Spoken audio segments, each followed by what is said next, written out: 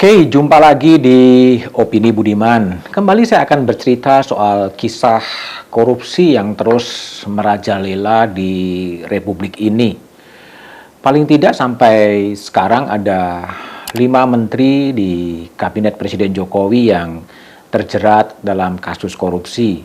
Mereka adalah Menteri Sosial Juliari Batubara, Menteri Pemuda dan Olahraga Imam Nahrawi, Menteri Kelautan Edi Prabowo, Menteri Sosial Idrus Marham, dan Menteri Komunikasi dan Informatika Johnny G. Plate.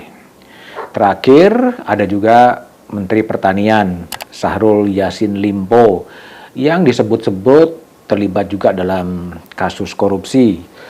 Rumahnya dan kantornya digeledah KPK saat Syahrul Yassin Limpo berada di Roma, Italia, sempat menghilang beberapa saat, kembali ke tanah air, dan dikabarkan dari pihak Nasdem, Syahrul Yassin Limpo kemudian memutuskan untuk mundur sebagai Menteri Pertanian.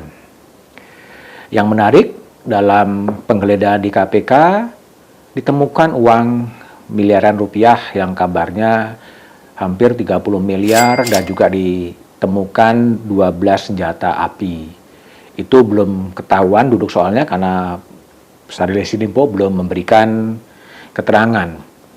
Sementara dalam persidangan kasus korupsi BTS dengan terdakwa Johnny Plate, seorang saksi menyebutkan dan membeberkan kemana uang itu mengalir. Ada yang menyebut uang 40 miliar mengalir ke Badan Pemeriksa Keuangan. Ada yang menyebut 70 miliar mengalir ke DPR. Ada juga yang menyebutkan 27 miliar mengalir kepada salah seorang menteri di kabinetnya Presiden Jokowi.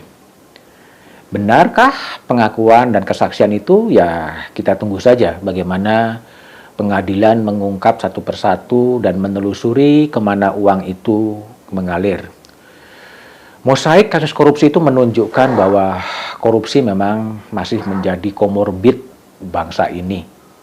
Masih begitu dalam tertanam dalam birokrasi pemerintahan. Terbukti indeks persepsi korupsi di Indonesia anjlok cukup dalam. Saat indeks korupsi anjlok cukup dalam, Presiden Jokowi disebutkan agak gelisah, galau soal maraknya korupsi di negeri ini, sehingga Presiden Jokowi kemudian berulang kali kemudian mencoba mencari game changer, mencoba mencari instrumen hukum, yaitu bagaimana rancangan undang-undang tindak pidana perampasan aset itu bisa digolkan. Lama sekali, hampir 4 atau 5 kali Presiden Jokowi menyuarakan agar DPR kemudian bisa mensahkan, bisa membahas RUU tindak pidana perampasan aset. Dan kemudian pada tanggal 4 Mei 2023, Presiden Jokowi berkirim surat kepada pimpinan DPR, dan surat itu menjadi pengantar bahwa pemerintah telah menyiapkan draft rancangan undang-undang perampasan aset ke DPR untuk bisa dibahas bersama dengan pemerintah dan DPR dan kemudian bisa disahkan menjadi undang-undang. Memang itulah mekanisme yang ada surat presiden, dulu namanya amanat presiden, untuk dibahas rancangan undang-undang perampasan aset. Itu 4 Mei 2023 dan sekarang sudah menginjak Oktober. Oktober itu artinya bisa hampir 5 bulan ya, hampir 5 bulan surat itu berada di DPR. Surat itu boleh dikatakan mangkrak ya, tidak dibahas di DPR, bahkan dibacakan di rapat paripurna pun belum.